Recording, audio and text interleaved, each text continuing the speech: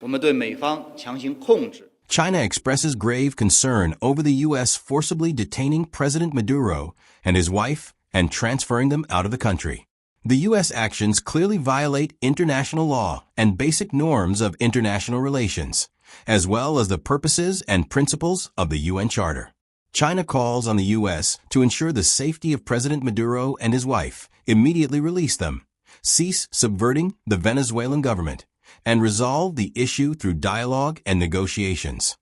China supports the UN Security Council in convening an emergency meeting on the U.S. military strike against Venezuela and supports the Council in fulfilling its due role in accordance with its responsibilities.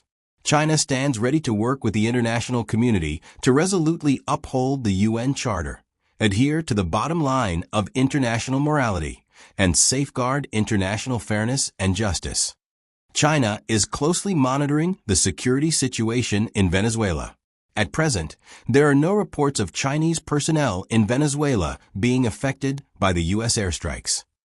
Mr. Qiu Xiaoqi is the Chinese government's special representative for Latin American affairs, and visiting Latin American countries is part of his duties. China has always maintained good communication and cooperation with the Venezuelan government. China respects Venezuela's sovereignty and independence and believes the Venezuelan government will properly handle its internal affairs in accordance with its constitution and laws. Regarding the second question, China-Venezuela cooperation is cooperation between sovereign states, protected by international law and the laws of both countries. Regardless of changes in Venezuela's political situation, China's willingness to deepen practical cooperation in all fields between the two countries will not change, and China's legitimate interests in Venezuela will be protected according to law. China firmly supports the status of Latin America and the Caribbean as a zone of peace, opposes the use or threat of force in international relations, and rejects any bullying practices that violate the purposes of the UN Charter and infringe upon the sovereignty of other countries. China has consistently advocated that relations among nations should be conducted in accordance with the purposes and principles of the UN Charter. We urge the United States to stop using the so-called China threat as an excuse to pursue its own interests. Taiwan is an inalienable part of China's territory, and the Taiwan issue is purely China's internal affair. How to resolve the Taiwan issue is the business of the Chinese people themselves. No external force has the right to interfere. The Democratic Progressive Party forces' attempts to seek independence through external forces and resist reunification by force are despicable and doomed to failure. We pursue a foreign policy of partnership rather than alliance. Regarding the situation in Iran you mentioned earlier, I wish to reiterate that China hopes the Iranian government and people can overcome current difficulties and maintain national stability.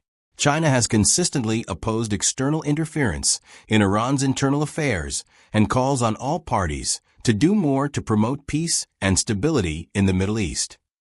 No matter how the international landscape evolves, China will remain a good friend and partner to Latin American and Caribbean countries, maintaining continuity and stability in its policies toward the region. We adhere to the principle of non-interference in internal affairs, respect the choices of the Latin American people, and do not draw lines based on ideology. China's exchanges and cooperation with Latin American countries have always been conducted on the basis of equality and mutual benefit, without seeking spheres of influence or targeting any party. China has noted the statement issued by the Saudi Ministry of Foreign Affairs and the response made by the United Arab Emirates. We commend both Saudi Arabia and the UAE for emphasizing respect for each other's sovereignty and security.